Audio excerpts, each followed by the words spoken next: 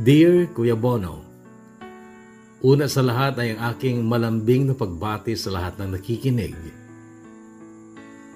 Pero nais ko pong ipalipad ang aking masuyong pagbati kay Marilyn S. ng Ballesteros, Cagayan. Hi! By the way, Kuya Bono, ako si Jordan, pero nakalakhan ko na Arab ang tawag sa akin dahil sa itsura ko. Nakalakhan ko rin na magulo ang aming pamilya. Lasenggo at lasenggera ang mama at papa namin.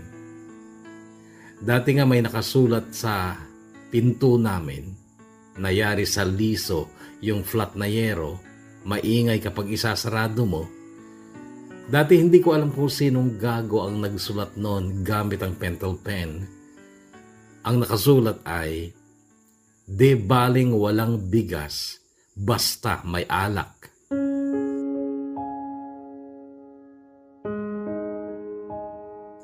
Tatlo kaming magkakapatid. Panganay si Ate Karen, sumunod si Kuya Jethro, then ako ang bunso. Nakalakhan ko ang mahirap na buhay, Kuya Bono, mahirap na mahirap. Laging gutom, naiinggit sa mga kalarong nakakabili ng pagkain, laruan, bagong damit. Pero bata pa ako noong masabi sa akin ni Karen na dati daw ay hindi sila mahirap. Yun ay noong nasa abroad pa si Mama bilang domestic helper sa bansang Jordan, kung saan niya nakuha ang pangalan ko at kung saan din ako nabuo. O Kuya Bono, ako ay bunga ng pagkakasala ng aking ina. Pagkakasala, paglalandi. Noong lumalaki na ako, naririnig ko yung mga salitang anak ako ng Arabo. Ni-rape daw si mama ng amo niya at ako ang naging bunga. May mga naawa kay mama noon kasi biktima nga siya, di ba? So parang hindi niya kasalanan yon at katanggap-tanggap pa sana na ako ay bunga ng pagsasamantala, hindi pagkakasala. Kaya lang noong binata na ako, noong malala na ang sakit ni mama, may inamin siya sa akin.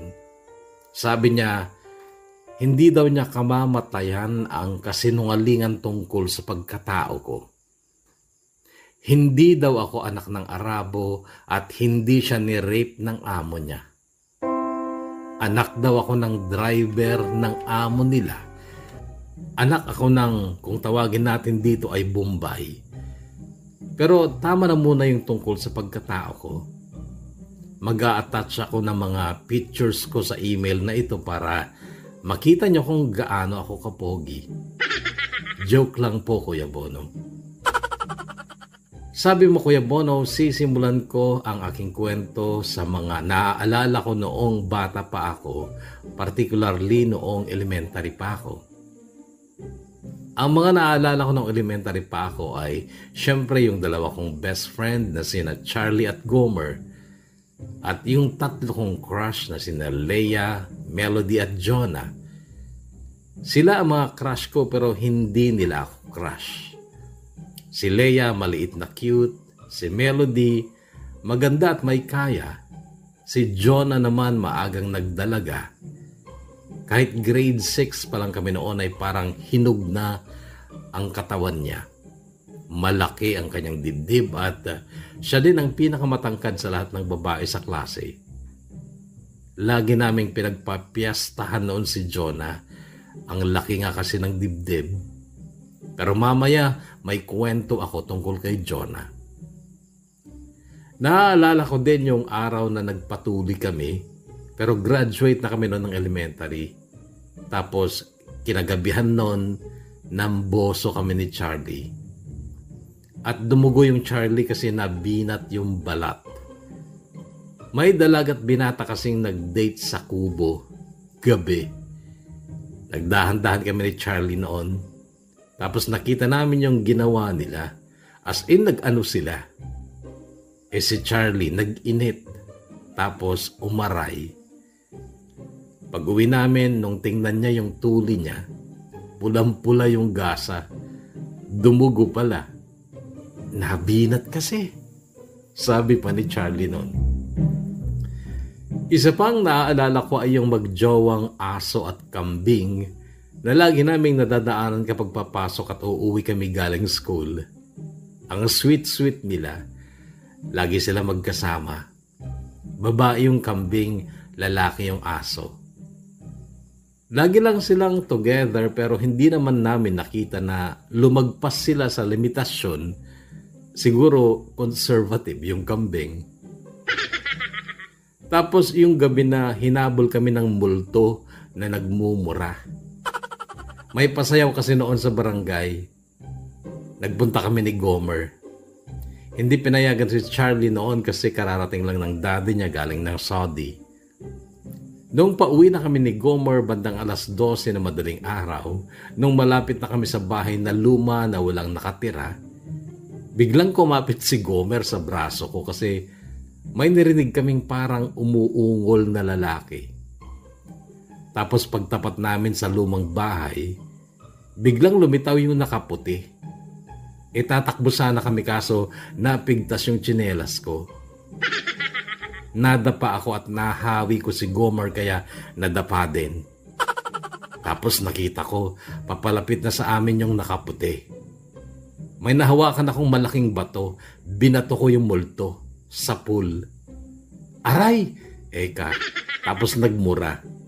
Noon, tumakbo na kami ni Gomer. Pero tawa kami ng tawa dahil nakakita kami ng multong umaaray at nagmumura.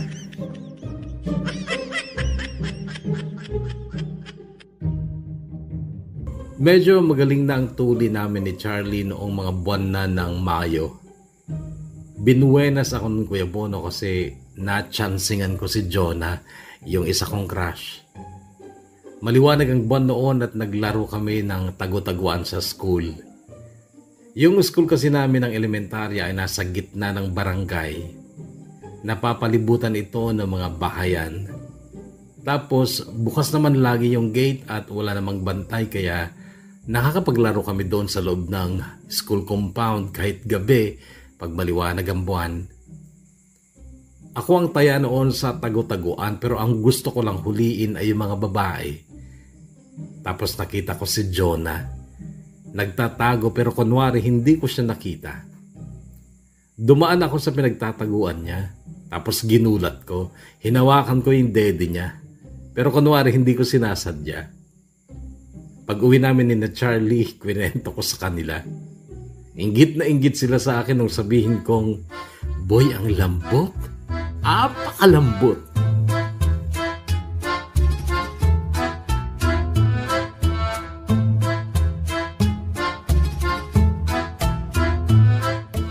Kumalat yung kwento ko tungkol kay Jonah.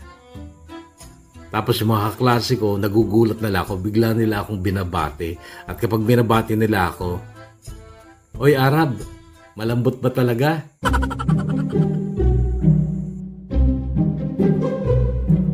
Mula noon masamang-masama ang tingin sa akin ni Jonah. Tapos nagbanta siya sa akin. "May araw ka rin, Jordan," sabi sa akin. Ayaw umamin sina Charlie at Gomer kung sino sa kanila ang nagkalat ng kwento. Ganon sila. Sanay na sanay silang magsinungaling. Tapos isang umaga sa school, papasok na ako ng classroom nung biglang may dumakma sa junior ko. Buong buo kasama ang balls. Nasaktan pa nga't papiga ang ginawa niyang pagdakma. Nung lingunin ko si Jonah, nakatawa at ang sabi sa akin, "Quits na tayo. Ang lambot."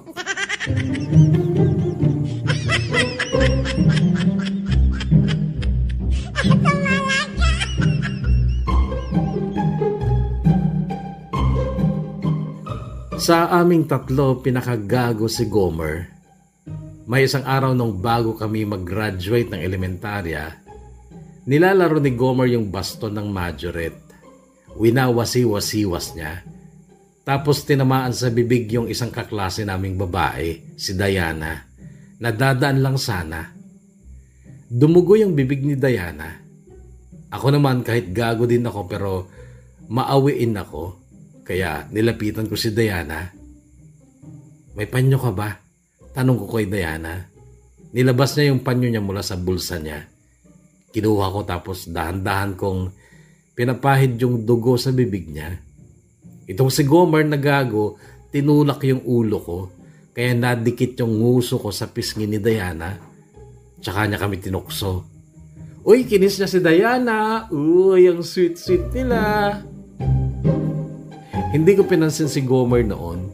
Pinagpatuloy ko ang ginagawa kong pagpahid sa labi ni Diana at noon ko napansin na maganda pala si Diana. Simple lang pero maganda. Hindi man niya kasing ganda sina Leia at Melody at hindi niya kasing sexy si Jonah, may kakaibang ganda si Diana. At nung graduation nga namin ay siya ang lagi kong tinitingnan. Nakaayos siya noon at magandang maganda siya sa panangin ko.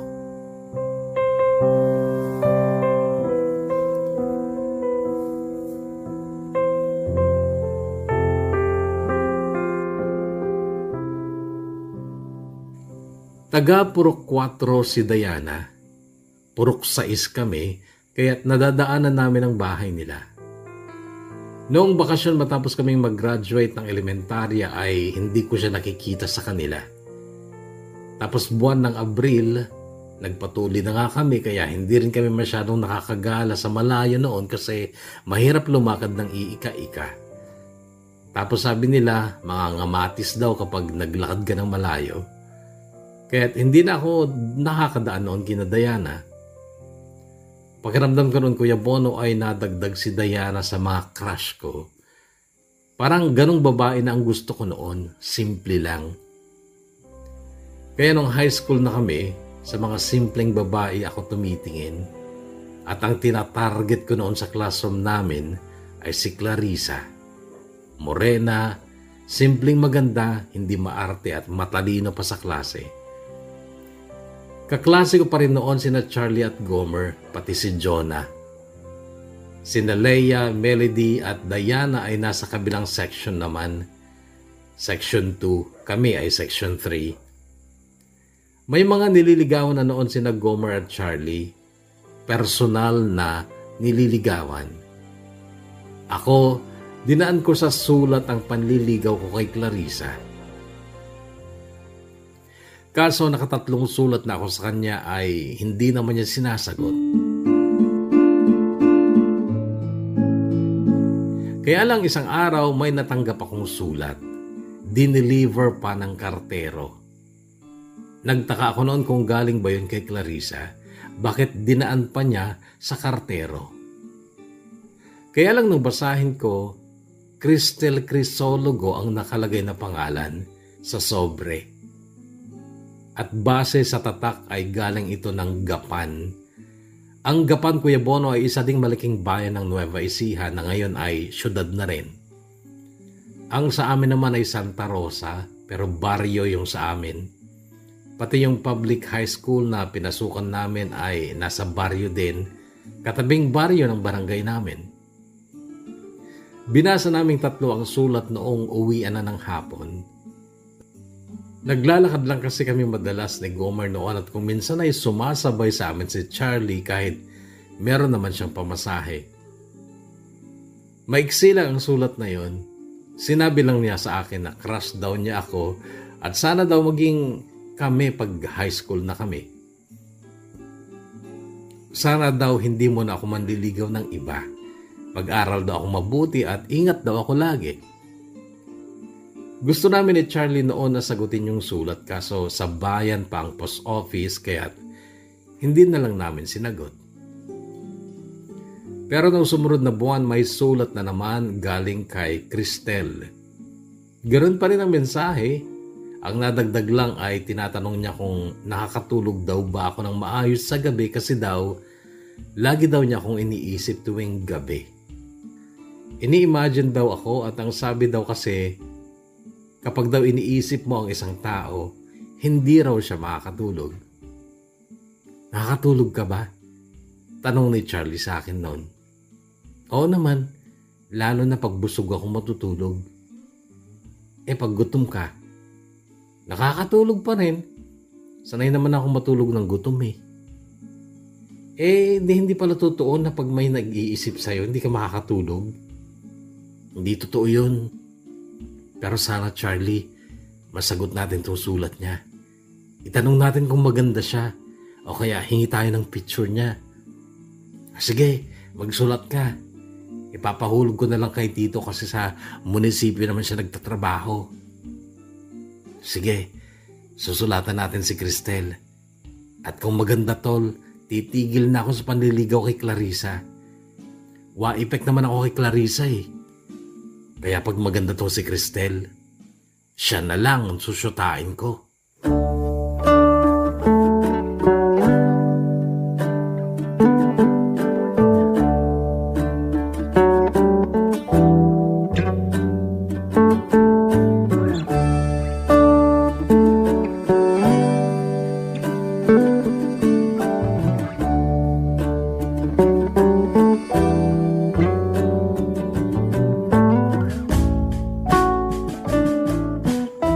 Hindi ko na matandaan kung magkano yung panghulog ng sulat.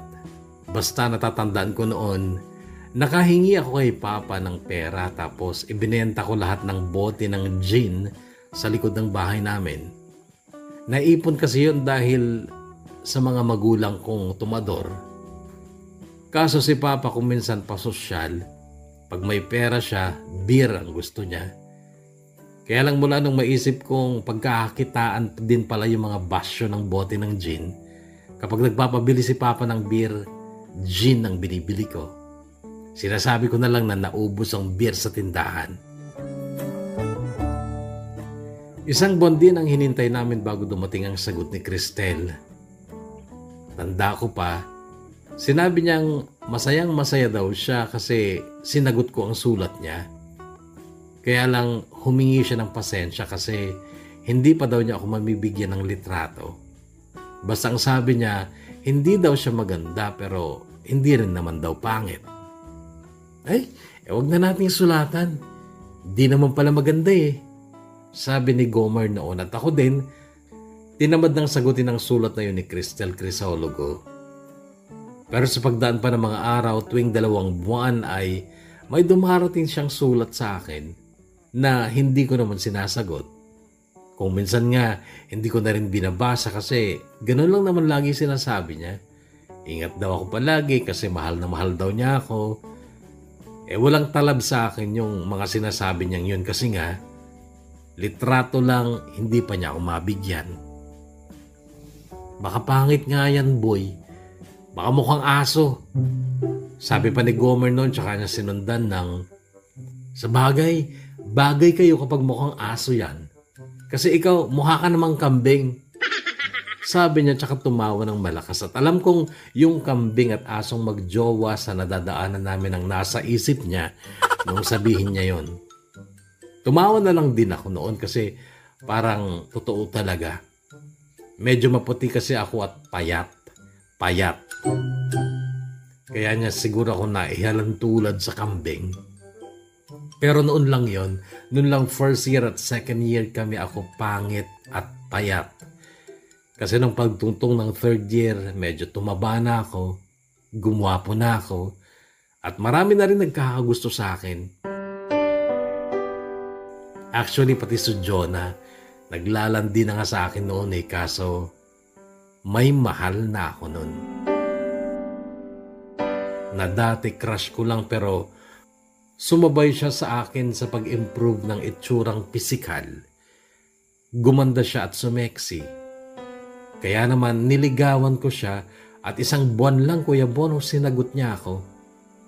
Sinagot niya ako 1 araw bago ang Valentine's Day noong 2010. Kaya nung third year kami ay nagkaroon ako ng kauna-unahang girlfriend na siya ring special date ko nung sumapit ang Valentine's Day kinabukasan.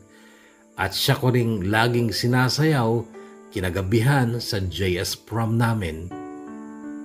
Siya, Kuya Bono, ay si Diana.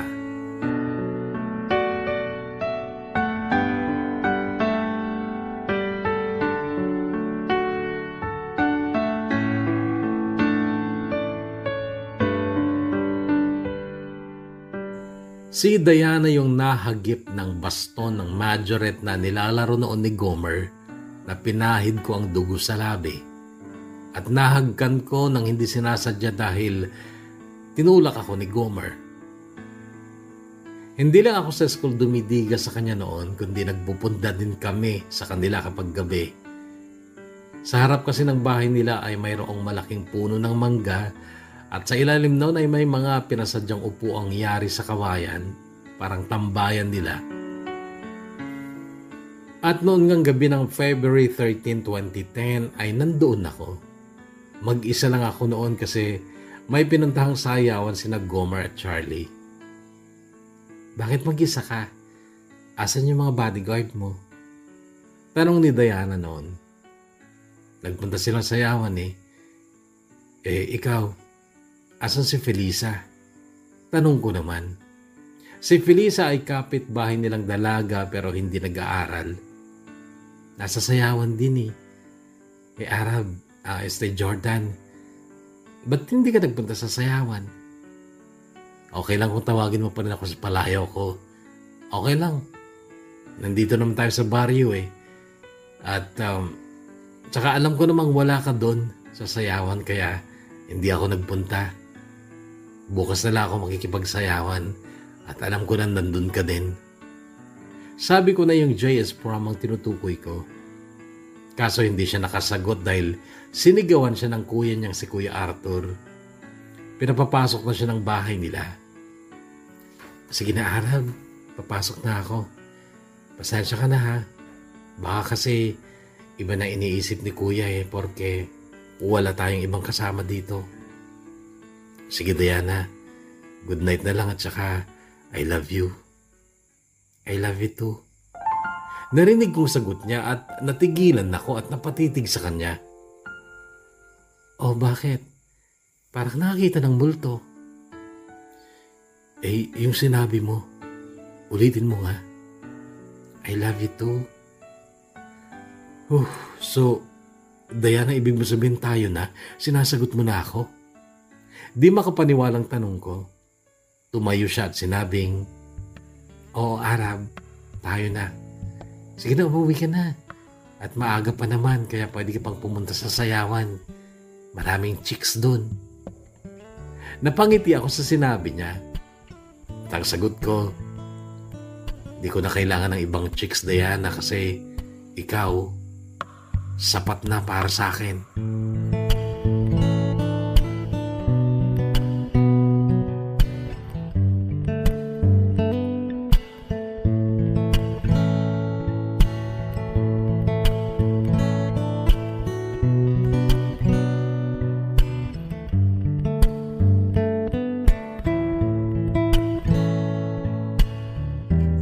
May pasyalan sa kabilang bayan na kung tawagin ay Tanawan. Doon kami nag-date ni Diana kinabukasan. Pero kasama namin sina Gomer at iba pa naming mga kaibigang babae at lalaki. Nagdala lang kami ng pagkain at parang nag-picnic. Umuwi din kami ng 3:00 kasi kailangan pa daw nilang mag-beauty rest para sa JS Prom namin kinagabihan. Ang daming magaganda sa JS Prom at isa na si Melody sa mga nagningning nung gabing yon. Ngunit si Diana lang ang sinasayaw ko kahit na napakasimple lang ng suot niya at manipis na manipis lang ang makeup niya. Ako naman ay nakapag-arkila noon ng Amerikana dahil binigyan ako ni Papa ng pera. Bagong sweldo kasi siya noon kaya kahit papano ay nakapagporma naman ako. At ramdam ko noon, Kuya Bono, na proud ako sa girlfriend ko. At mahal na mahal ko siya. Nahagkan ko siya noon sa kanyang noo habang sumasayaw kami sa saliw ng kantang This I Promise You. Damang-dama ko kasi noon yung kanta. Di lang ako makapagsalita noon dahil malakas ang sound kaya sa isip ko na lang Noon ay nag-promise ako sa sarili ko na si Diana ang una at huling babaeng mamahalin ko. Hindi ako magmamahal ng iba. Yun ang pangako ko noon sa sarili ko. At sinarado ko ang pangakong yun sa sarili ko sa pamamagitan ng paghalik ko sa noo ni Diana habang kami ay sumasayaw sa tugtog na This I Promise You. When your vision around you bring tears your eyes, and all that surrounds you, all secrets and lies, I'll be your strength, I'll give you hope, keeping your faith when it's gone. The one you should call was standing there all alone. Kinabukasan ay nakatanggap ako ng sulat mula kay Cristel Crisologo. Naitago ko yung sulat na yon. Maiksi lang din gaya ng iba niyang sulat na para bang nagtitipid siya lagi ng ink. Ganito ang kanyang sulat. Dear Jordan, sana ay makarating ang sulat ko sa iyo bago sumapit ang Valentine's Day. Alam mo, pangarap ko ang mag-celebrate ng Valentine's Day na kasama ka. Siguro pag nangyari yon, ako na ang pinakamasayang babae sa buong mundo. Mahal na mahal kita, Jordan, kahit pa hindi mo pa ako kilala o hindi mo pa ako nakikita kahit sa picture man lang. Pero dati, umasa na ako na magkikita tayo kaya lang parang lalong lumabo kasi lumipat na kami dito sa Maynila. Kaya kung mapapansin mo sa sobre, iba na ang address ko. Gayunman ay maliit lang naman ang Pilipinas. Who knows, baka isang araw magkita din tayo. Ang tanong ko lang ay, gusto mo bang magkita tayo? Oo, Jordan, pangarap kita. Pangarap lang kita. At siguro nga'y tama ang kaibigan ko. Nabubuhay ako sa ilusyon. Ilusyon na mahal mo din ako. Okay lang kahit ilusyon lang ito. Masaya pa rin ako. Mag-iingat ka palagi and happy Valentine's Day. With so much love and affection, Cristel.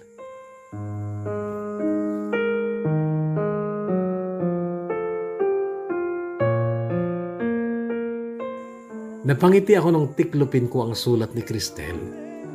Pakiramdam ko noon ay espesyal din ako kasi may isang taong nag-iilusyon pala sa akin. Kaya lang, mas lalo akong nawalan ng interest kay Cristel noon dahil may Diana na ako na mahal ko. And I will take you in my arms and hold you right where you belong. Till the day my life is through, this I promise you. This I promise you.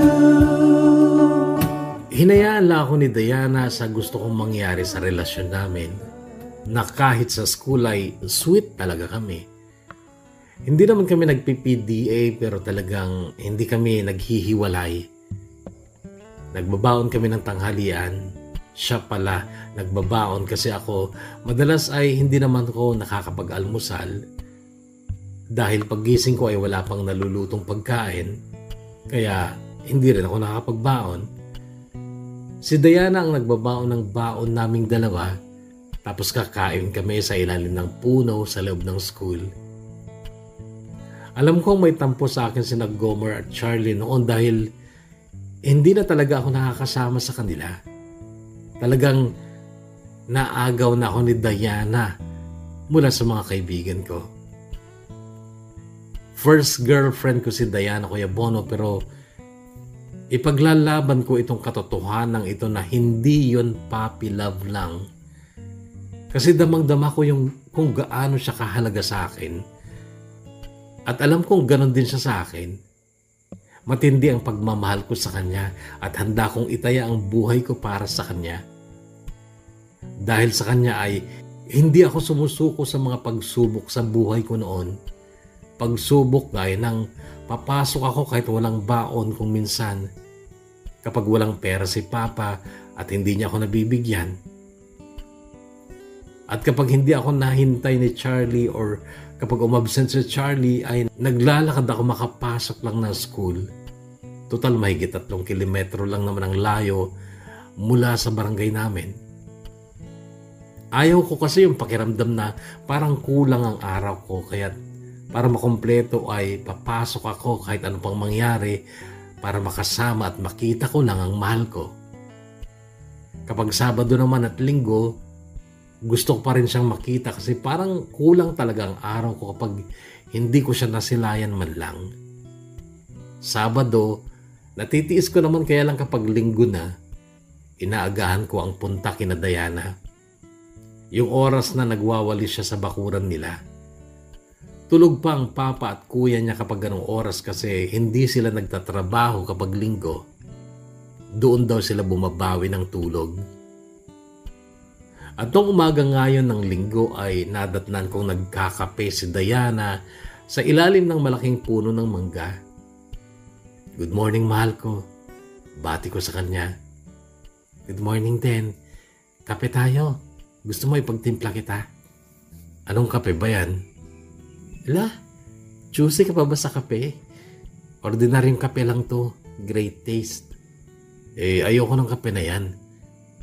Anong gusto mo? Ito nga lang meron sa amin.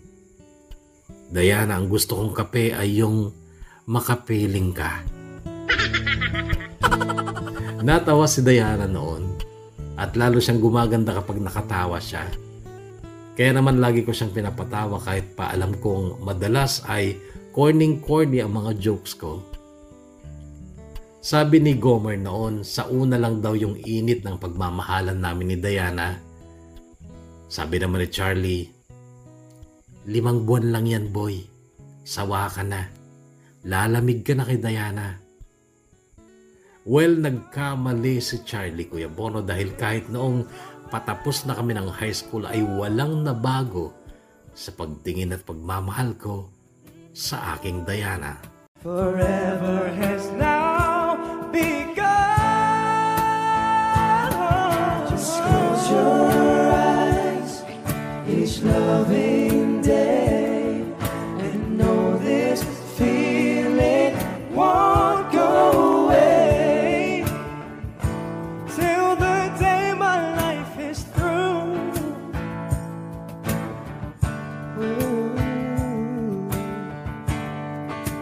This I promise you. Nagtapos kami ng high school noong April 2011. May sakit si mama noon kaya si papa ang napilitang sumama sa akin sa graduation ko. 19 na ako noon. 2 taon kasi akong nahinto nung elementary ako. 2 beses ako nag-grade 1, 2 beses din nag-grade 2. Kaya nung matapos ako ng high school, 19 na ako. Ganon din si Diana kasi late daw siyang nag-grade 1 kasi hate daw niya noon ang school. Tapos naghinto din daw siya ng grade 4. Noong lumipat sila sa barangay namin. Galing sila ng Pampanga. Taga doon daw sila pero nakabili ng bukid ng papa niya sa amin at sa amin na sila tumira.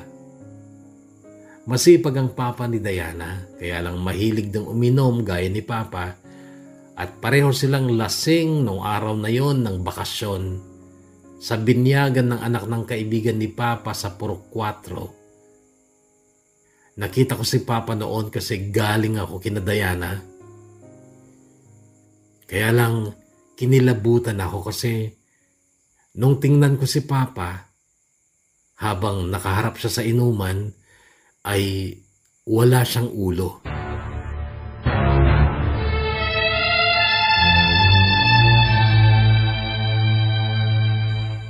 Akala ko dati joke lang yung ganun, pero totoo pala. Kasi nung araw na yon ay namatay si Papa. At ang nakapatay sa kanya ay ang Papa ni Diana.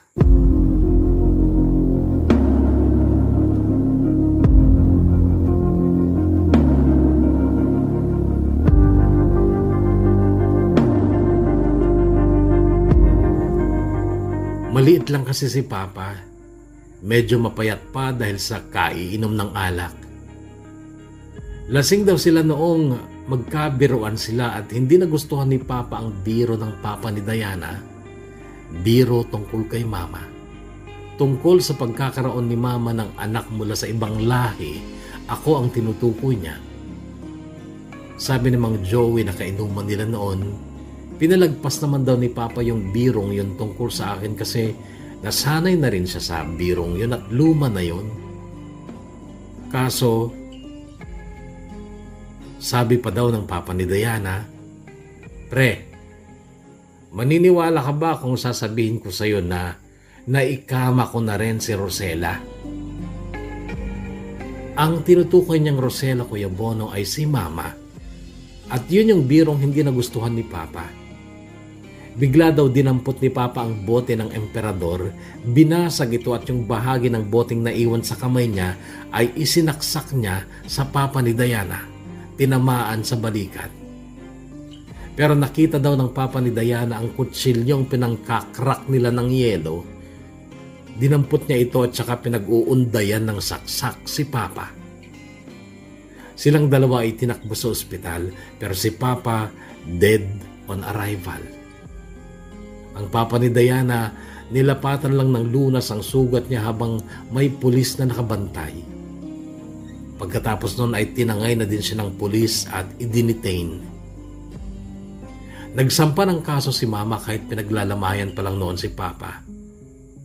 Nung mailibing si Papa ay inasikaso ni Mama ang kaso at makaraan ng 2 buwan ay dinala na sa panlalawigang kulungan ng Papa ni Diana. Si Diana na hindi ko nakita ni anino niya noong pinaglalamayan namin si Papa. Naunawaan ko naman kung bakit hindi siya nagpunta. At sa totoo lang ay hindi damay si Diana sa galit ko dahil sa pagpatay ng Papa niya sa Papa ko. Oo, hindi ko siya tunay na ama pero siya ang nakalakhan kong ama. At kahit kung minsan ay mainit ang ulo niya sa akin, never ko namang narinig sa kanya na hindi niya ako tanggap. Kahit paano, nagampanan naman ni Papa ang tungkulin ng isang ama sa akin, kahit na hindi ko siya tunay na ama. Kaya naman masakit pa rin yung pagkawala niya, at namimiss ko siya.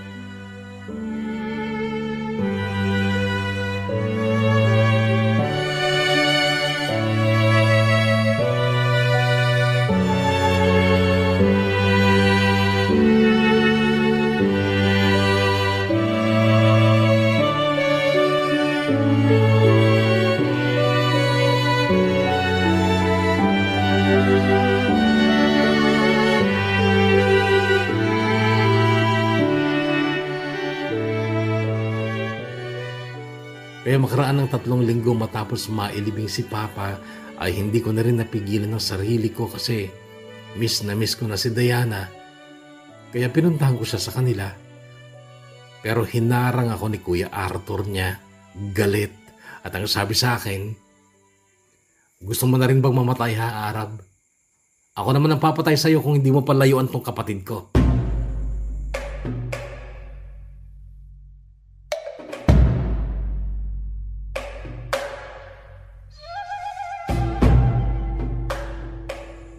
Dumating din sa puntong nagsabunutan sina Mama at ang Mama ni Diana.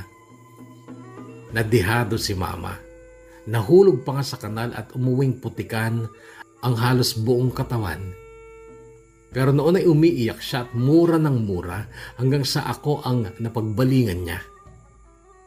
"Ikaw, Arab, ayaw kong pumunta ka pa dun sa mga demonyong yon. Iwasan mo na yung anak ng mag-asawang Diablo na yon, ano? Sumunod ka sa gusto ko, Arab, dahil kung hindi itatakwil kita. Palalayasin kita dito." Bakit ba, Ma? Ma, wala naman kaming kinalaman ni Diana sa mga away niyo eh. Mahal na mahal namin ni Diana ang isa't isa. Hindi kami magkaaway. Sumasagot ka pa? Bakit? Bakit Arab? Ha?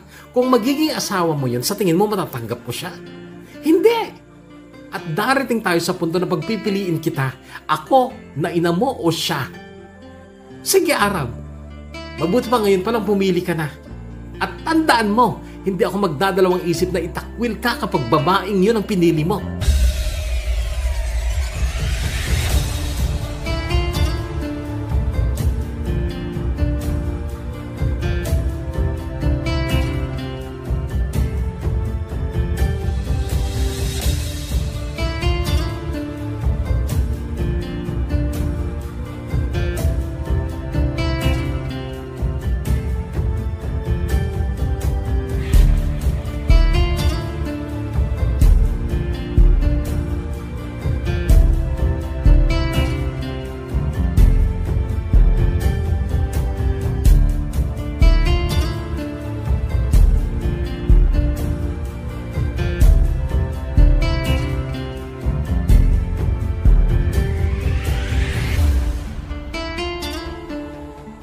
Apakapangit ng panahon na yun sa buhay ko. April, May at June ng 2011. Yun yung masasabi kong pinakapangit na sandali ng buhay ko. Alam mo yung parang gusto mo nang ding mamatay na lang kasi parang wala naman na ring silbi ang buhay mo. Lalo na noong iwanan na ako ni Diana na walang paalam ni hindi kami nakapag-usap. Buwan na ng June noon at kahit gustuhin ko mang mag-aral pa sana ng college ay wala na rin akong magagawa kasi sino pang magpapaaral sa akin? Wala na si Papa. Si Mama naman walang pakialam sa akin. Tumambay na lang ako noon. Nakibarkada ako sa mga manginginom sa amin at nasa inuman ako nung dumating si Gomer. Nakabike siya. Sinenyasan niya akong lumapit sa kanya. Ang sabi ko pa sa kanya, ikaw may kailangan ikaw lumapit. Ang sagot niya, tanga, aalis na si Diana. May van dun sa kanila.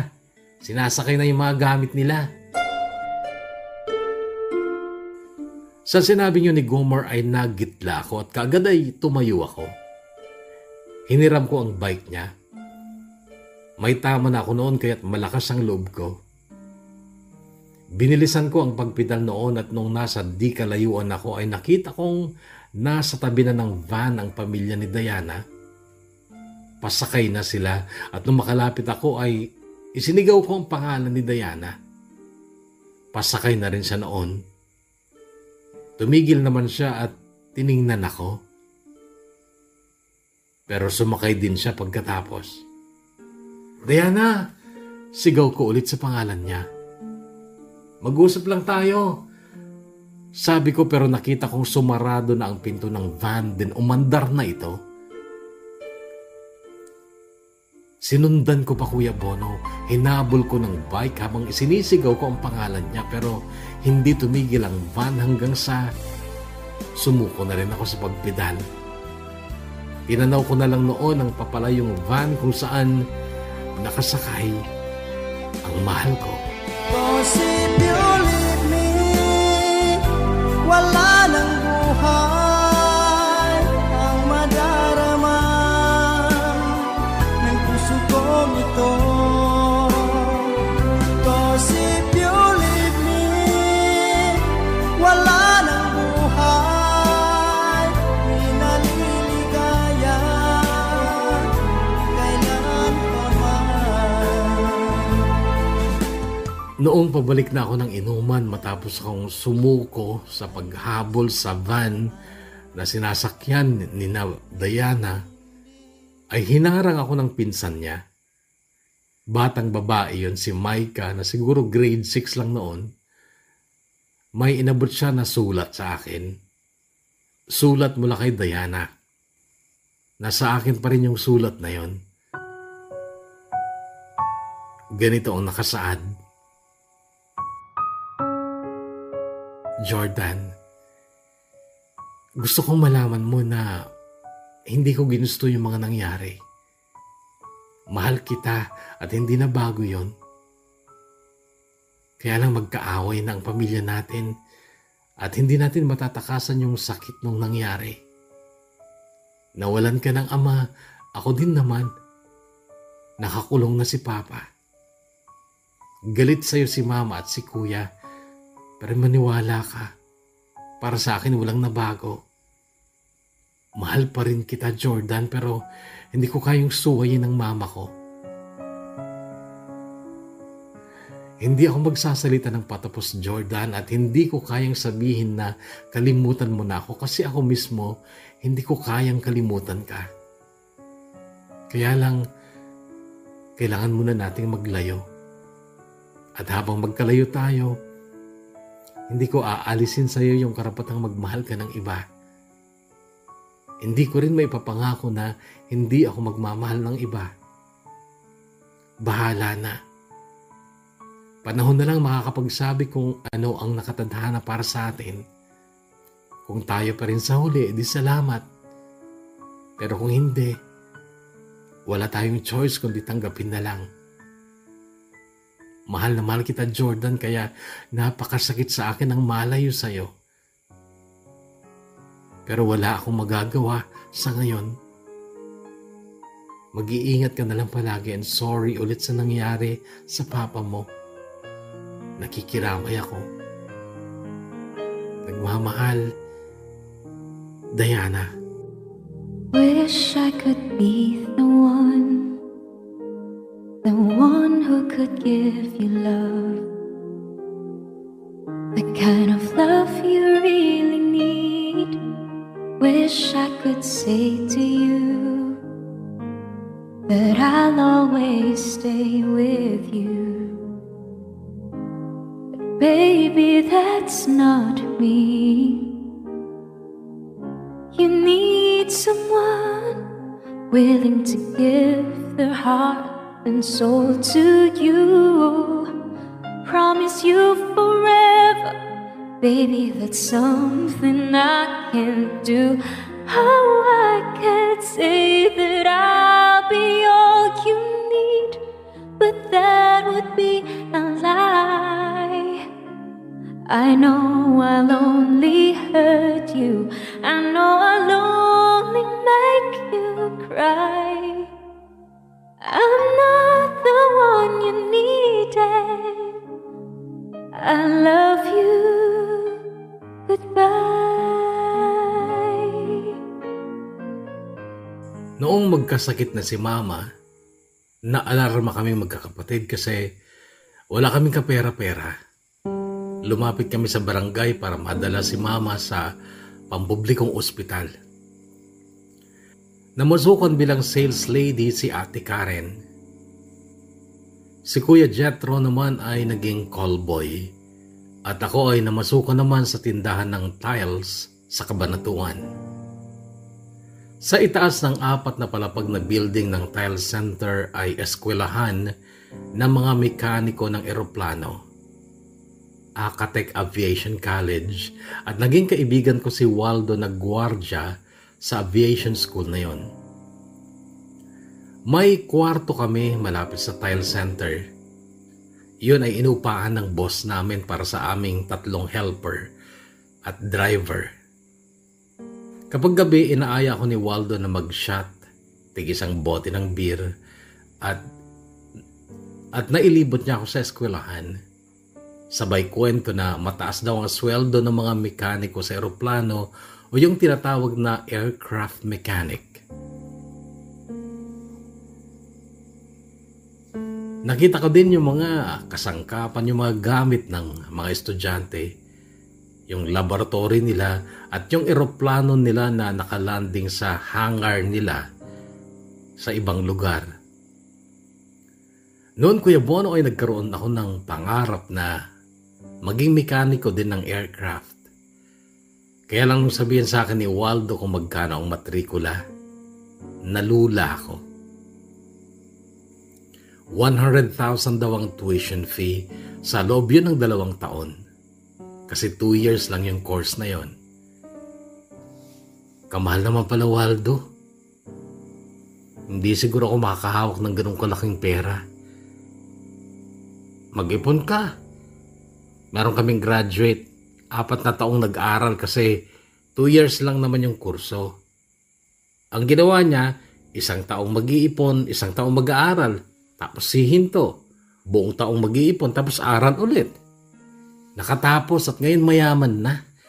May sarili ng bahay at magandang kotse. Naging inspirasyon ko ang kwentong yun ni Waldo, Kuya Bono.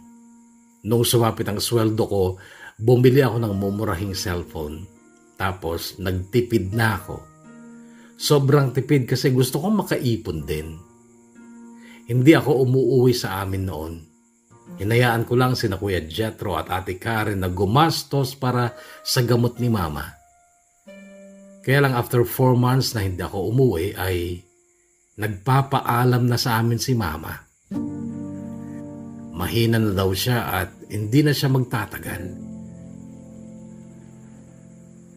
Noon na din niya ipinagtapat sa akin ang tungkol sa tunay kong pagkatao na hindi nga siya ni-rape ng amo niya kundi pumatol siya sa driver nilang Indiano na may asawa na sa India.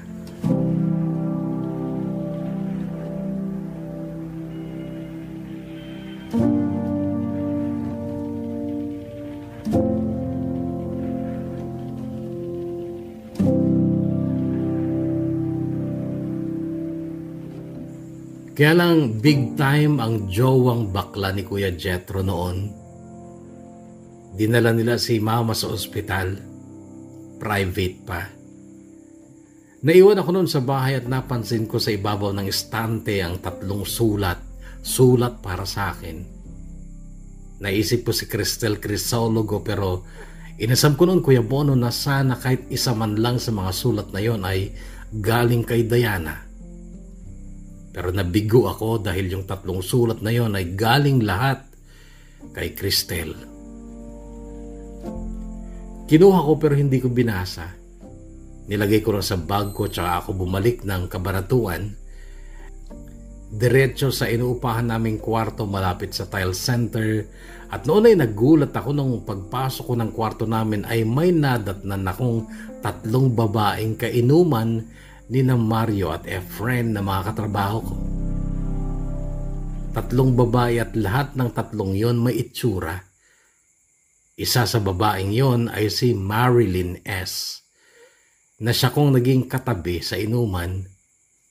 At nung malasing kami ay tila nagkaroon ng orgy sa kwarto, pair by pair kami. At yun ang first time na makapasok sa isang lungga si Junior.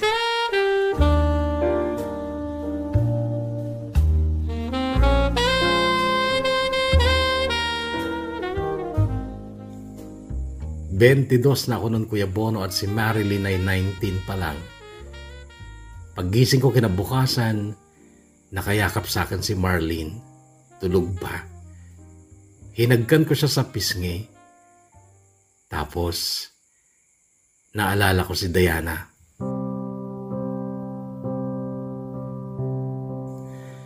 Si Diana na hanggang noon ay niwala akong balita tungkol sa kanya. Maging ang mga pinsan niya sa amin ay ayaw magsalita, ayaw sabihin sa akin kung saan nagpunta si Diana. Nakadama ko ng kurot sa konsensya ko noon at ang kantsaw sa sarili ko dahil nangako ako noon nung JS prom namin na si Diana lang ang mamahalin ko. Pero anong nangyari? Muli kong sinulyapan ang mukha ni Marilyn. Maganda naman talaga siya, kaya lang magulo ang buhay niya. Nakuha ko nga siya ng walang kahirap-hirap, kaya anong garantiya na kaya niyang maging tapat sa akin kung sakaling mamahalin ko siya? Hanggang sa nasabi ko sa sarili ko, hindi si Marlene ang tipo ng babaeng pwede kong ipalit kay Diana.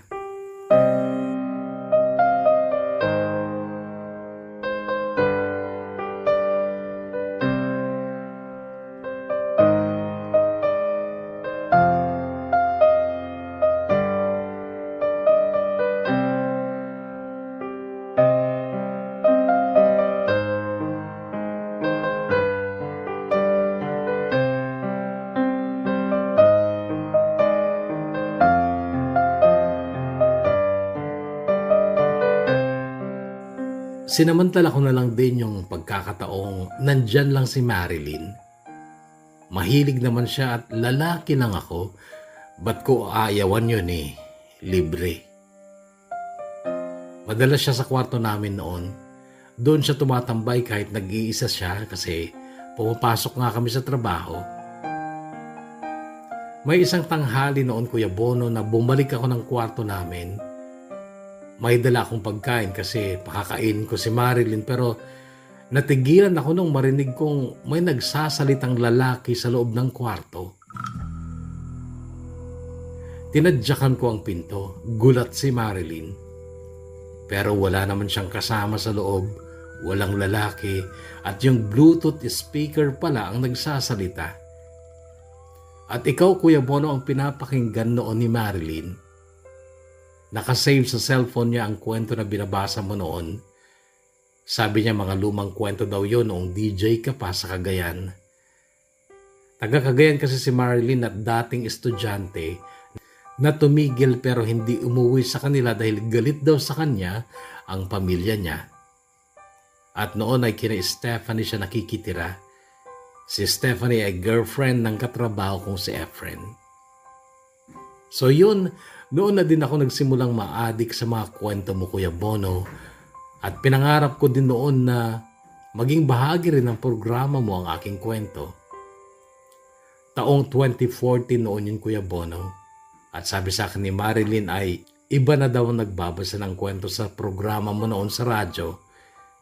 Pero ang station na yun na hindi naman abot sa Nueva Ecija, kaya winaglit ko na lang din noon sa isipan ko ang magbahagi rin ng kwento sa'yo. At kami ni Marilyn ay naging maligaya naman kahit na wala kaming formal na usapang kami talaga. Kaya naman din siguro naging madali lang sa kanya na bigla na lang hindi magpakita after 6 months na lagi ko siyang kasama.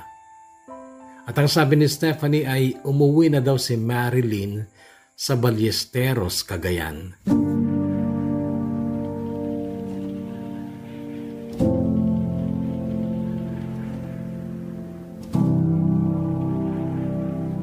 So naging boring na ang buhay ko hanggang sa sumapit ang isang gabing kahit pagod ako sa trabaho ay hindi ako makatulog. Naisipan kong basahin ang mga sulat ni Cristel na hanggang ngayon ay nasa pag-iingat ko pa rin. Gaya pa rin nung dati yung 2 sulat. Nangungumusta at yung paulit-ulit yung sinasabing mahal na mahal niya ako kahit na hindi ko siya kilala. Yung pangatlo at siyang pinakabagong sulat ay nadama ko kaagad na may laman sa loob liban sa sulat. Matigas. Dali-dali kong binuksan at nakita kong may picture na nakabalot sa sulat. Yung picture ang una kong tiningnan, whole body. At well, okay naman ang itsura ni Cristel. Tama siya, ka-age ko lang siya ayon sa itsura niya. Maiksi ang buhok niya, hindi aabot sa balikat. Meron siyang bangs. Hindi matangos ang ilong, hindi siya maputi. Naka-makeup siya sa litrato niya ngayon pero hindi pa rin siya maganda. Medyo chubby pa nga siya, hindi siya sexy, at sa totoo lang parang hindi siya dalaga. At pilitin ko man ang sarili kong magustuhan siya nung time na yon ay wala talaga akong maramdamang paghanga o pagnanasa man lang sa kanyang pisikal na itsura.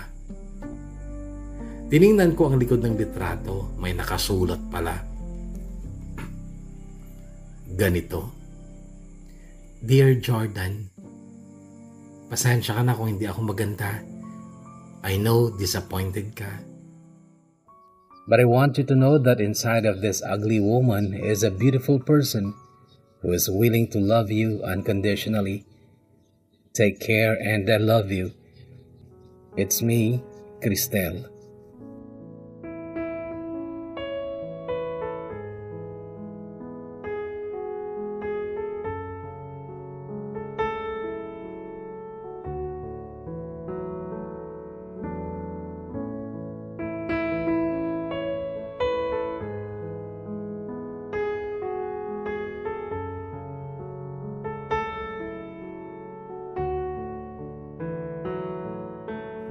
Noong umuwi ako sa amin, ipinakita ko kina Charlie at Gomer ang litrato ni Cristel.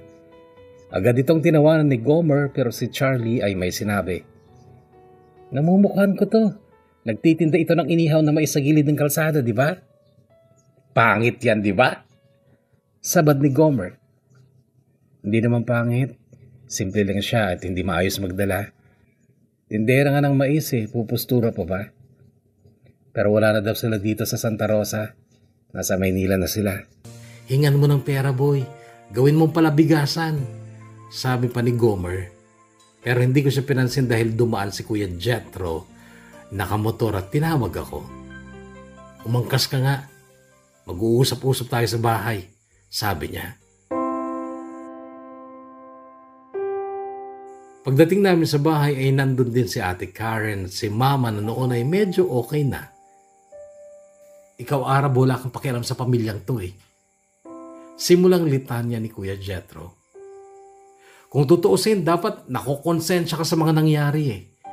Dahil kung hindi ka pinanganak ni Mama, wala sanang problema. Hindi sana nakantsawan si Papa noon at hindi sana dumating yung pangyayaring napatay siya dahil kinantsawan siya dahil sa'yo. Jethro, bakit may ganyanan pa? Diretsahin mo na lang. Sabad ni Ate Karen. Minumulat ko lang. Kasi parang hindi niya nakikita eh. Oy Arab, naggagamot si Mama at mahal ang gamot niya. At ikaw may trabaho ka naman. Sinusolo mo ang pera mo eh. Di ka man lang mag-abot kahit pandagdag lang sa pambili ng gamot ni Mama. May pinag-iipunan kasi ako, Kuya eh. Gusto ko kasi mag-aral. Unahin mo po yun kaysa kay Mama. Kami Arab, kami ni Ate. Nag-aral ba kami? Nakapagtapos ba kami? Hindi. Pero kung may pera kami, inuuna namin si Mama. Ikaw, tangina Arab, makasarili ka eh. Hindi mo lang alam kung paano ako nagpipigil sa galit ko sa'yo, pero para malaman mo, ikaw ang sinisisi ko sa pagkamatay ng papa namin. Ba't kasi nabuhay ka pa, hayop ka? Jethro, tama na yan. Tama na. Arab, tumulong ka naman kasi sa mga gastusin dito sa bahay. Yun lang. Sige ate. Sabi ko pero mahuhulog na noon ang luha ko. Inilabas ko ang wallet ko at binawasan ko ang ipon ko noon. Nagbigay ako ng 5,000. At bago ako umalis ay nagsalita rin ako. Pasensya na kayo kung nabuhay ako. Pero kuya, hindi lang ikaw nasaktan sa pagkawalan ni Papa.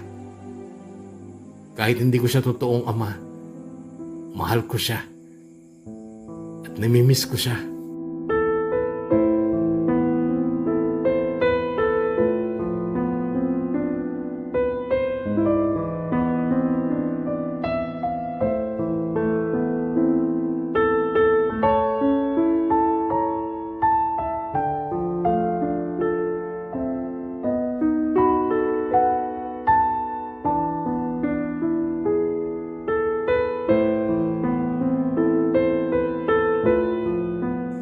Noon, Kuya Bono, ay lumabo yung pangarap kong makapag-enroll sa Acatec at maging aircraft mechanic. Kasi mula nung araw na yun ay buwan-buwan na rin ako nagsishare kina ate ng panggastos ni Mama.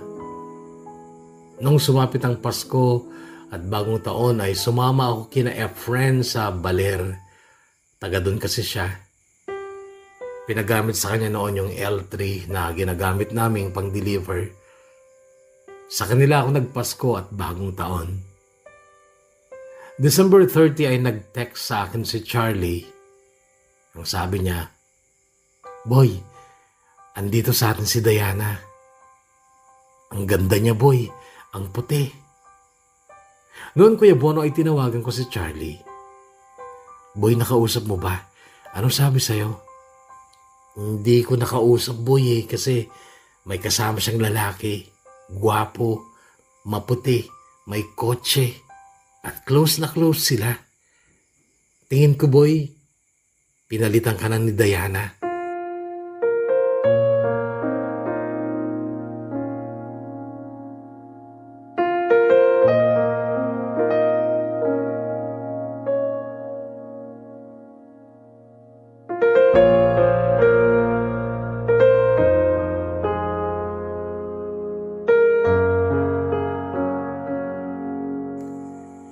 Hindi ko maitatangging sumama ang loob ko sa balitang yun ni Charlie, pero gusto ko pa rin sanang umuwi noon, kaso matapos pa ng bagong taon talaga ang usapan namin ni Efren na uwi namin ng Kabanatuan. Noong bagong taon ay tinawagan ko ulit si Charlie. Boy, nakausap mo na ba si Diana? Hindi na boy, umuwi na sila. May kotse yung lalaki, doon sila nakasakay. Dumalaw lang talaga si Diana sa lola niya. Ala na siya dito, boy.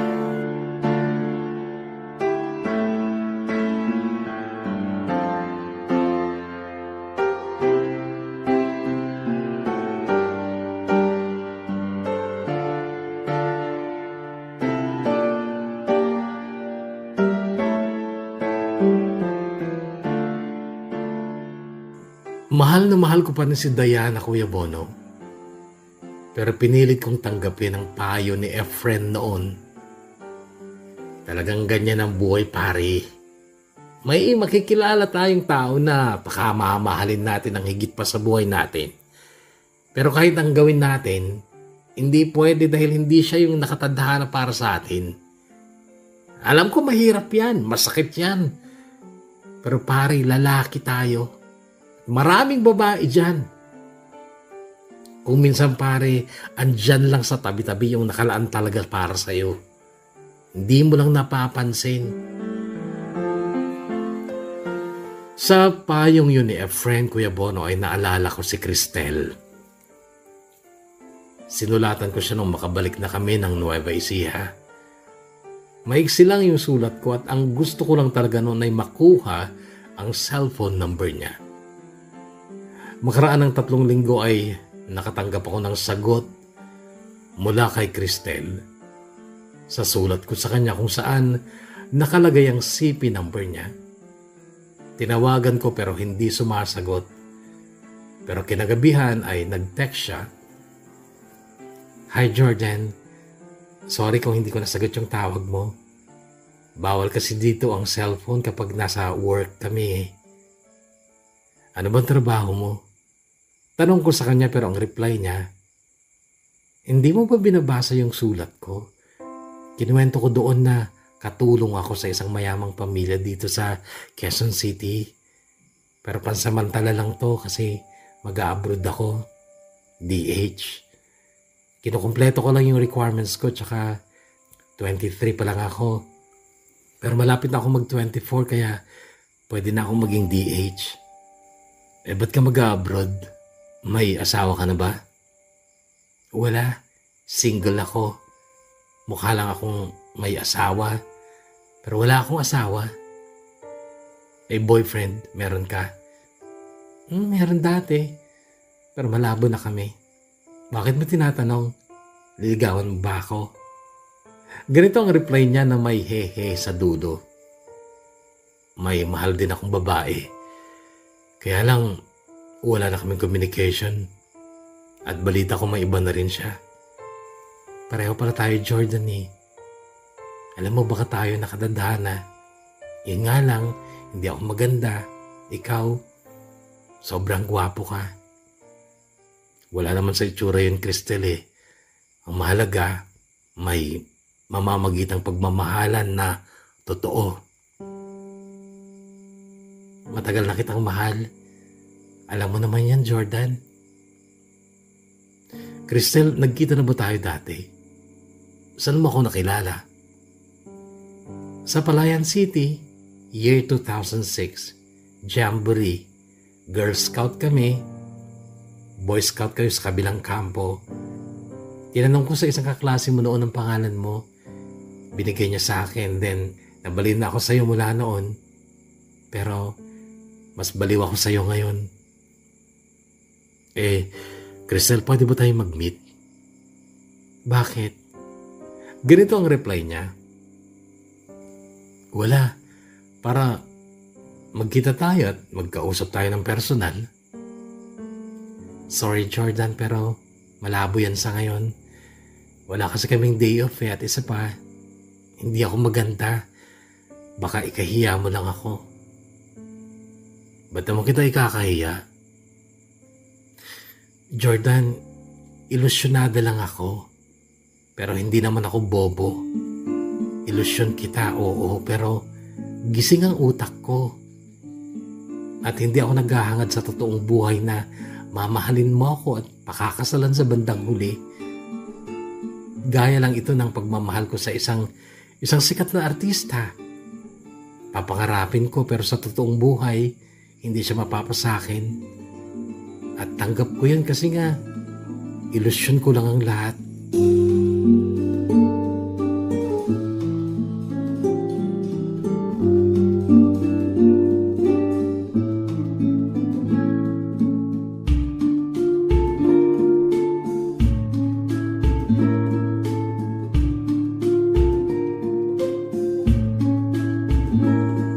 Nakasanayan ko ng ka-text at ka-chat si Cristel Kuya Bono hanggang sa natanggap ko na yung itsura niya at ang minahal ko sa kanya ay yung siya mismo. Niligawan ko siya at sinagot ako matapos kong aminin lahat ng tungkol sa buhay ko, maging ang tungkol kay Diana. Nag-abroad si Cristel nung sumunod na taon. Nung 24 na siya at ako din ay 24 na at natuwa ako noon sa sinabi niyang mag-enroll daw ako sa Acatech. Siya daw ang magpapaaral sa akin. Sure ka? Tanong ko sa kanya noon kahit na syempre nahihiya din ako. Sure ako. Girlfriend mo ako, di ba? Oo, kaya lang hindi pa naman kita asawa. E di asawahin mo ako pag may trabaho ka na. Para hindi na rin ako magkakatulong dito sa Hong Kong. Eh di sige. Pero, Cristel, paano kung hindi tayo magkatuluyan? Eh di bahala na. Sige, ganito na lang, Cristel. Pag hindi tayo nagkatuluyan at nakapagtrabaho na ako, babayaran ko na lang lahat ng ginastos mo sa akin. Ano masasabi mo? Okay, sige, bahala ka. Basta ang gusto ko, Jordan, ay matupad mo yung pangarap mo. Kaya mag-enroll ka na. Mahal ang tuition fee, Cristel eh. 100,000 mahigit sa 2 taon. 2 years lang ba yon? Oo. Kasama na dun yung OJT. Sige, kaya natin yan. Installment naman siguro, tsaka alam ko namang seryoso kang mag-aral. Oo naman, matanda na ako eh. Magbubulakbol pa ba ako? Okay pala eh. Sige, mag-enroll ka na. At tuparin mo ang pangarap mo.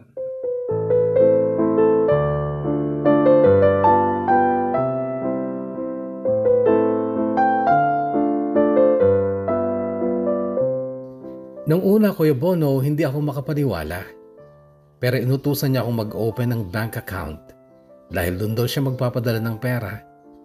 At nagpadala nga siya nung enrollment na 75,000. Kaya't naniwala na rin ako, Kuya Bono, at unti-unti noon ay nahuhulog na rin ang loob ko sa kanya. Daytime lang naman ang schooling kaya't nagtrabaho pa rin ako ng panggabi, waiter sa bar. At maraming babae, Kuya Bono, mga GRO, at ilan sa kanila ay nagpakita ng motibo sa akin. Si Melissa nga, walang pakundangan pang sinabi sa akin ng ganito. Jordan, one night lang oh. Hindi pa ako nakakatikim ng Arabo eh. Hindi ako Arabo. Bombay ako. Pero sa totoo lang, Kuya Bono, ay wala akong pinatos ni isa sa kanila. Respeto na lang kay Cristel. At nagsikap ako sa pag-aaral ko. Nag-focus talaga ako at walang babaeng naging distraction sa akin kasi nagpaka-loyal ako kay Cristel. Mahal ko na siya noon dahil sa kabutihan niya sa akin. Regular kami nakakapag-chat. At siya man din ay wala ding ibang focus kundi ang trabaho niya at ako.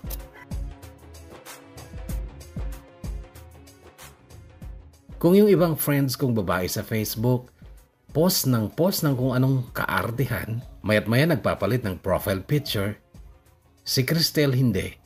Kung ano yung dati niyang profile picture, yun pa rin ang profile picture niya hanggang sa noong nagkita na kami ng personal. Pero mamaya ko na lang ikukwento ang tungkol sa aming napaka-dramatic na pagkikita.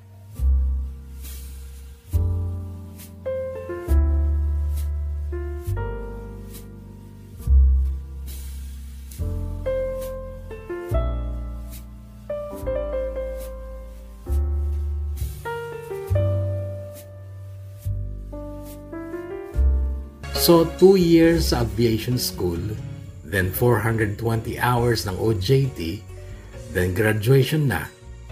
Okay na si mama noon kaya't siya ang kasama ko sa aking pagtatapos.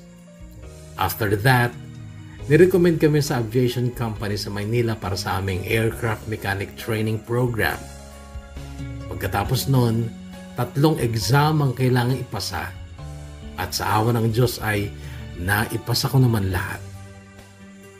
Then 2017, ganap na akong aircraft maintenance employee at malaki talaga ang sweldo, Kuya Bono. After 10 months ko sa Maynila, nag-aya ang mga kasama kong mag-apply sa ibang bansa. Pero sabi ni Cristel, magkita daw muna kami. Pauwi na kasi siya noon matapos ng 3 taon niya sa Hong Kong. Kaya lang nung gabi, bago dumating si Cristel kinabukasan ay nag-chat sa akin si Charlie at ang sabi niya, "Boy, andito sa atin si Diana. Hinahanap ka."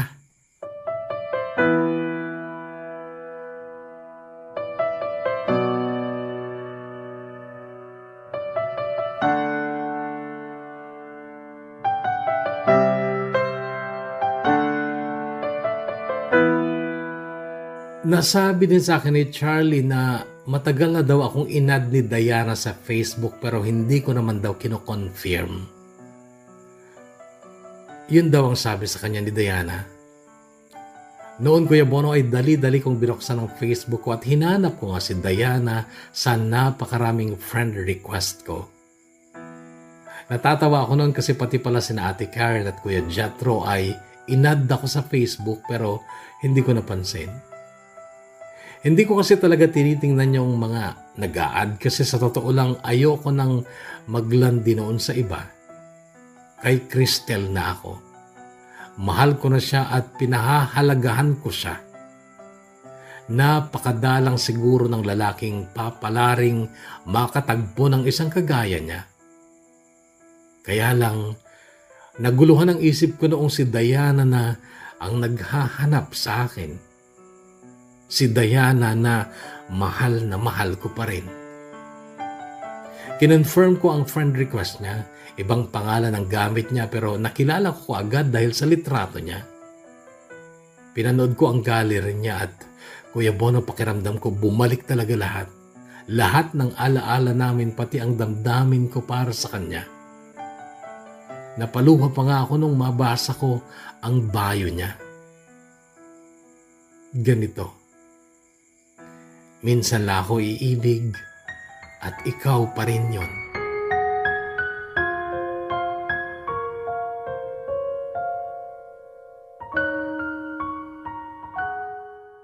Pinanood ko din yung kung ano-anong video sa gallery niya hanggang sa mag-chat siya sa akin.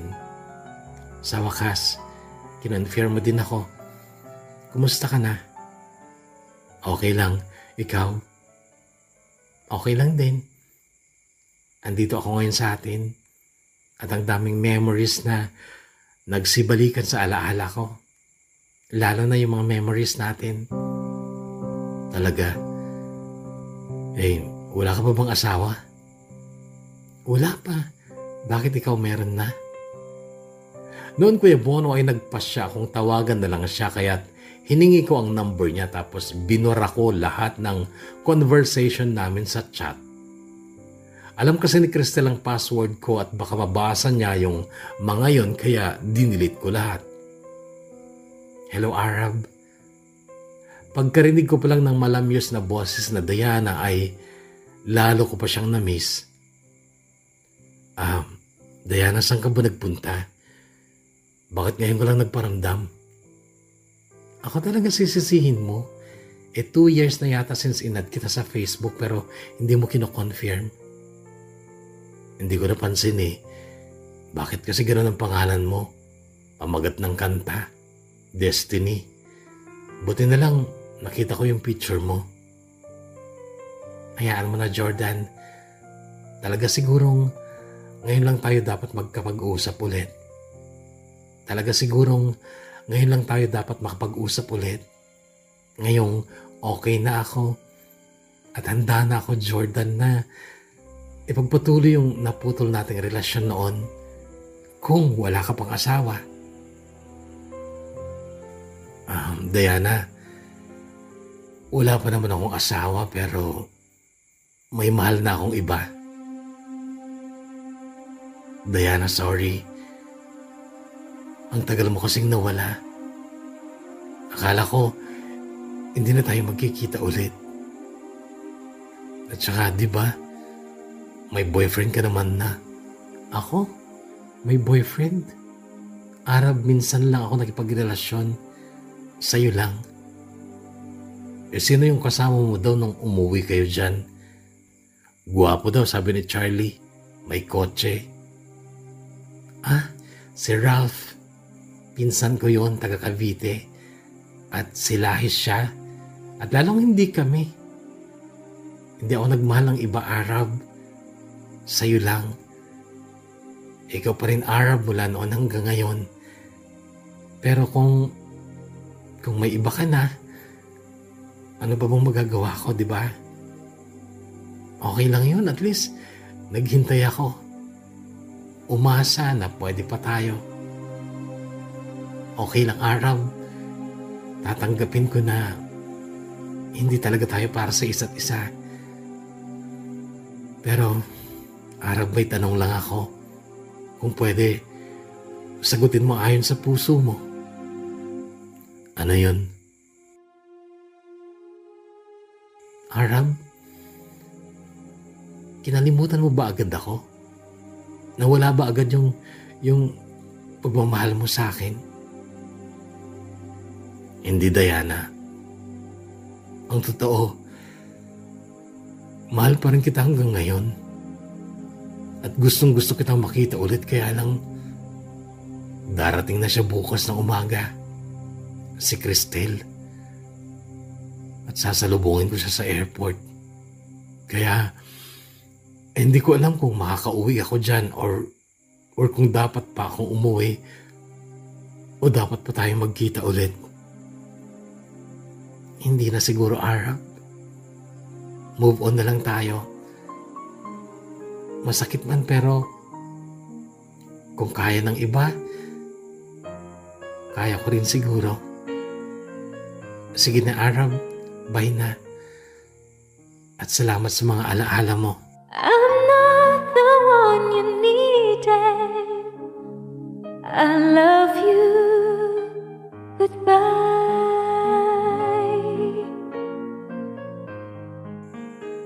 Hindi ko napigilang lumuha at mapuyat nung gabing yon at muntikan pa akong malate sa pagpunta sa airport kung saan ko sasalubungan si Cristel. 8:50 ng umaga ang expected na arrival niya. Dumating ako ng naiya 8:07 at wala pa rin siya.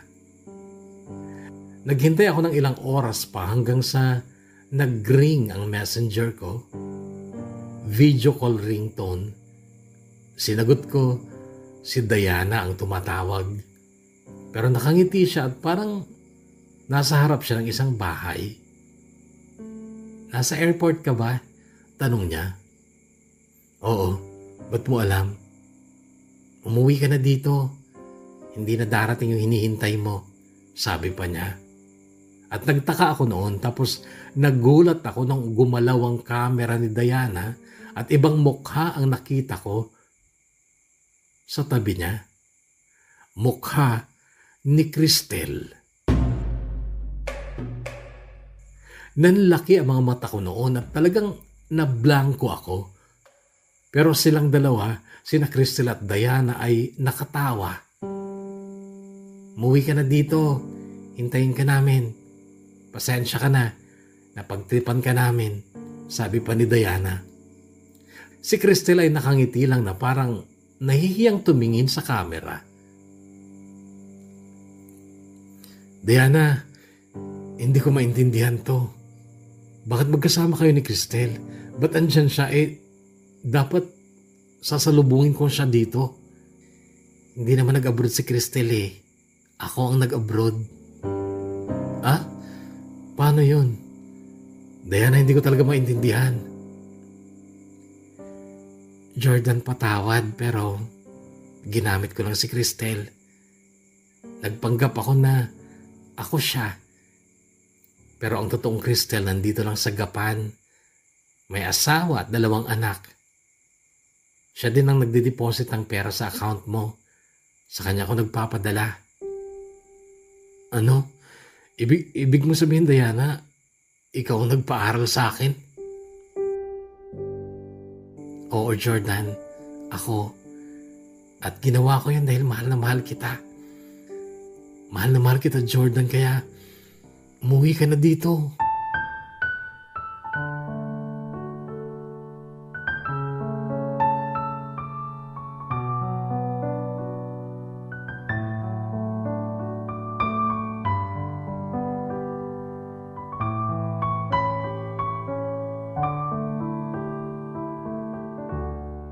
Kina Cristel ako dumiretso sa Gapan kasi andun si Diana. Nadatnan ko silang nagmimerienda sa kubo sa likod ng bahay ni na Cristel at wala talagang salitang lumabas sa bibig ko dahil kahit noon ay parang blanco ako. Uy, okay ka lang? Untag ni Diana nung kaharap ko na siya. May mesa sa pagitan namin. Magmerienda ka muna. O baka kape ang gusto mo?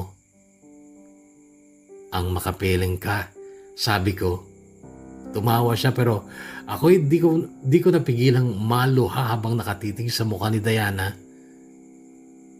Grade 5 ba tayo o grade 6 nung una kong sumulat sa akin? Ang tagal mo akong nilaro. Paano naman kasi? Crush na crush kita noon pero iba ang crush mo. Hindi mo ako pinapansin eh. Kaya, naisipan kong sumulat. Tapos pag nagpupunta ako sa Gapan, doon ko hinuhulog. Pero alam mo, gusto ko magpasalamat doon sa baston ng majorette na hinataw sa akin ni Gomer. Tinamaan niyang labi ko at tinulungan mo ako noon. Mahapdi yung sugat sa bibig ko noon, Jordan, pero para akong hinihili sa ulap kasi ikaw yung tumutulong sa akin. Hindi pa rin ako makapaniwala. Akala ko totoo si Cristel. Totoo siya. Ayan na. Buhay na buhay. I mean, tama na, Jordan. Change topic na tayo. Anong plano mo? Wala na akong pamilya. Nakakulong si Kuya Arthur at si Mama. May iba ng asawa. Nag-iisa na ako. Ha? Teka, bakit nakulong yung kuya mo? Yung stepfather ko, nagtangka ng masama sa akin. Sinumbong ko siya kay kuya. Sinaksak ni kuya si Gago na ospital pero hindi naman namatay. Nagdemanda lang at diniin niya si kuya sa ibang bagay. Drugs. At totoo naman kasi yon. At yun, nakulong si kuya kasi pati si Mama, tumistigo laban kay Kuya. Ano? Nagawa ng mama mo yun? Oo. Ganon siya kasama kasi patay na patay siya dun sa jowa niya. Ako naman, nagsarili na lang na masukang katulong sa Maynila tapos nag-abroad. Pakakasalan kita, Diana. Bago ako mag-flight papuntang Morocco, magpapakasal tayo. Noon, Kuya Bono, ay tinitigan ko si Diana at nakita kong kumislap ang luha sa mata niya. Ano, Diana? Will you marry me? When the visions surround you, bring tears to your eyes, and all that surrounds you, secrets and lies, and I'll be your strength, and I'll give you hope, keeping your faith when it's gone. The one you should call standing there all alone,